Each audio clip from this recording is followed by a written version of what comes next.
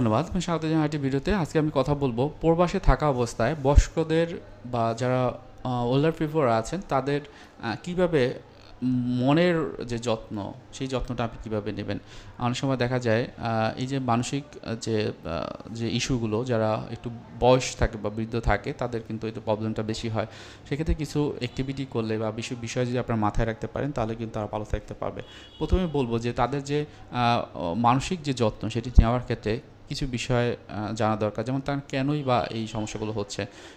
দেখা যায় যে বেশিরভাগ ক্ষেত্রেই শারীরিক স্বাস্থ্য, অর্থাৎ তারা বাহিরে গিয়েছে বিভিন্ন রকমের শরীরে ব্যথা বা বিভিন্ন শরীরের যে সমস্যাগুলো বেড়ে যায়, বা অনেক দিন থাকার পর দেখা যায় যে অ্যাডজাস্টমেন্টের শারীরিক যে অ্যাডজাস্টমেন্ট সেটা কিন্তু তাদের ক্ষেত্রে হয় না। সুতরাং তাদের ক্ষেত্রে কিন্তু এই বিষয়টি অন অফ দ্য বেস্ট কারণ, যে on of the best causes, যে যার কারণে তাদের কিন্তু এই যে মানসিক সমস্যা বা মনের যে সমস্যাগুলি হতে পারে। এবং মানসিক স্বাস্থ্যের ক্ষেত্রে দেখা যায় যাদের একটু বয়স বেরিয়ে গেছে বা একটু বয়স্ক, তাদের একাকিত্ব বোধ, তাদের উদ্বিগ্নতা বা ডিপ্রেশনের পরিমাণ অনেক কিছু বেড়ে যায়। তারা অনেক ক্ষেত্রে ভাবে যে আমার লাইফটা কীভাবে শুরু হয়েছিল, আমার আমার ভালো লাগা খারাপ লাগা সব কিছু মিক্স করে যখন তার ভিতরে খুব বেশি খারাপ লাগে, তখন কিন্তু তার মনের সমস্যা, মানসিক সমস্যা হওয়ার সম্ভাবনা বেশি থাকে। আহ, নতুন পরিবেশ কিন্তু তাদের ক্ষেত্রে হয়, হয়তো বা সে ওই পরিবেশে বা কালচারে অনেক দিন ধরে থেকেছে, কিন্তু তার নিজের ভিতরে একটা আমরা বলি ট্রানজ্যাকশন, অর্থাৎ পরিবর্তন, চেঞ্জ। সেই চেঞ্জটা কি, যে আমি এখন বৃদ্ধ হয়ে গেছি, আমার বয়স হয়ে গেছে, আমার আশেপাশে যারা আছে তাদের সাথে আমার মিশছে না, আমি এখন তাদের সাথে কথা বলতে পারি না। হয়তো অনেকে ক্ষেত্রে বলে যে আমার কথাগুলো তার বোঝে না, আমার যে এত জ্ঞান বা আমার এত অভিজ্ঞতা তার সাথে মিলে যাচ্ছে না।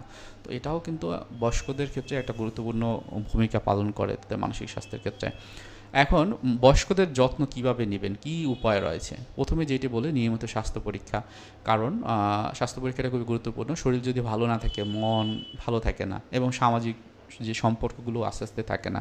সুতরাং নিয়মিত ডাক্তারের পরামর্শ নেবেন। সেক্ষেত্রে যদি এরকম হয় যে খুব বেশি সমস্যা বোধ করেন, তাহলে আপনার কিন্তু বিদেশে থাকা অবস্থায় বা প্রবাসে থাকা অবস্থায় আপনার বাংলাদেশ থেকে কিন্তু এই চিকিৎসাটি নিতে পারেন। স্বাস্থ্যকর খাদ্যাভ্যাস তো অবশ্যই দরকার, সেটা শুধুমাত্র যারা বয়স্ক তাদের ক্ষেত্রে না, যারা অন্যরা থাকে তাদের ক্ষেত্রেও দরকার। হয়তো এমন হয়েছে যে ঠিকমতো নিয়মিত খাওয়া দাওয়া করলে হয়তো এমন হয় যে বয়স্করা অনেক সময় বিভিন্ন রকমের কথা বলতে চায়, অতিরিক্ত কথা বলতে চায়। সো আপনারা যদি একটু শুনতে পারেন মন দিয়ে, না একটা সময় তার কথা বলার ধরন কমে যাবে, বা দেখা যাবে যে সে ওটা বলার মাধ্যমে একটা হিলিং হয়, মনটা একটু ভালো লাগে। সুতরাং সে কিন্তু ভালো থাকতে পারবে। এবং শারীরিকভাবে খুবই গুরুত্বপূর্ণ, শুধু বয়স্কদের ক্ষেত্রে না, যারা পরিবারের অন্য যারা রয়েছেন, শিশু থেকে মৃদ্ধ বয়স বা মধ্যবয়সী যারা রয়েছেন, তারা কিন্তু সবাই এই যে শারীরিক ব্যায়ামটি করতে পারেন।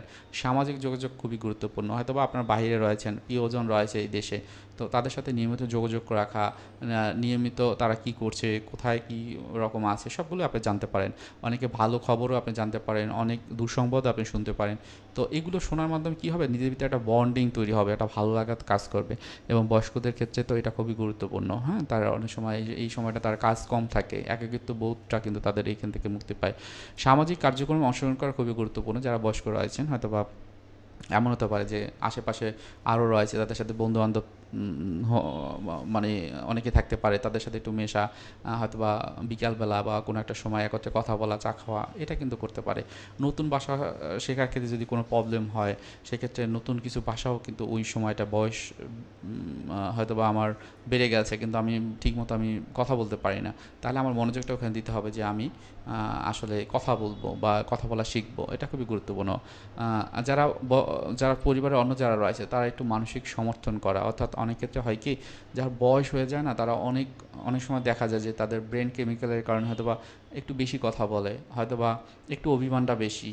তো ওই জায়গা থেকে আমি বলবো যে নিজেরা অভিমান বা রাগ না দেখিয়ে বরং তার মনের কথাটা একটু শোনা, একটু সময় নিয়ে, আমার বাবা, আমার বড় ভাই বা মা যেই হোক না কেন, তার কথাগুলো একটু শোনা, তারা কি বলতে চায়। এবং যখন শুনবো আমি খুব বেশি তাকে সাজেশন দেবো না, উপদেশ দেবো না, আমার মতামত প্রকাশ করবো না, বরং সে কী বলে সেগুলো একটু শুনুন। আমরা বলি অ্যাক্টিভ লিসেনার হওয়া, এটাও কিন্তু তাদের জন্য অনেক বড় একটা পাওয়া হবে। একটা মানসিক সমর্থন তার ভিতরে কাজ করবে। এবং সবসময় মনে রাখবেন যারা বয়স্ক যারা রয়েছেন তারা কিন্তু একটা আরামদায়ক একটা পরিবেশ চায়। সেই পরিবেশটা তার জন্য করা সম্ভব হয় কিনা, বা যেখানে সকল রকমের সুযোগ সুবিধা রয়েছে সেটা একটু খেয়াল রাখা। পারিবারিক সংযোগ বজায় রাখা খুবই গুরুত্বপূর্ণ। হয়তোবা আপনি এই যে বাহিরে চলে গিয়েছেন, পরিবারের যে বয়স্ক লোকটি তার দেশের ভিতরে বিভিন্ন রকমের স্মৃতি রয়েছে, সেই স্মৃতিগুলোর সাথে তাকে একটু পরিচিত করে দেওয়া, বারবার একটু তাদের সাথে মিশতে দেওয়া, বা হয়তো ভিডিও কল অথবা অডিও কলের মাধ্যমে খোঁজ খবর রাখা, এটা কিন্তু আপনারা করতে পারেন। এবং খুব বেশি সমস্যা হলে আমি বলবো মানসিক স্বাস্থ্য সহায়তা নেওয়া। অর্থাৎ হয়তো আপনারা সব কিছুই করছেন আমি যেগুলো বললাম, তারপর কিছু জিনিস থেকে যাচ্ছে যার জন্য দেখা যাচ্ছে আপনার এই প্রবলেমটা, বা বয়স্ক যারা রয়েছেন বৃদ্ধ, তাদের হয়তো বা কিছু প্রবলেম তৈরি হচ্ছে। সেক্ষেত্রে একজন মানসিক স্বাস্থ্য পেশাজীবী যারা রয়েছেন তাদের সাথে যোগাযোগ করতে পারেন, সাইকোলজিস্ট অথবা সাইকাটিস্ট। তো সেক্ষেত্রে কোনো প্রবলেম হলে বা কোনো বিষয়ে যদি জানার থাকে আপনার কমেন্টে জানাবেন, আমি আমার জায়গা থেকে সর্বোচ্চ চেষ্টা করব সাহায্য করার জন্য। তো আজকে ভিডিওটি এখানেই রেখে দিতে যাচ্ছি। কারো কোনো প্রশ্ন থাকলে অবশ্যই কমেন্টে জানাবেন। সাথে সাথে আপনি যদি আমার চ্যানেলে নতুন হয়ে থাকেন, আশা করব আপনি চ্যানেলটি সাবস্ক্রাইব করবেন। সবার জন্য শুভকামনা। আসসালামু আলাইকুম।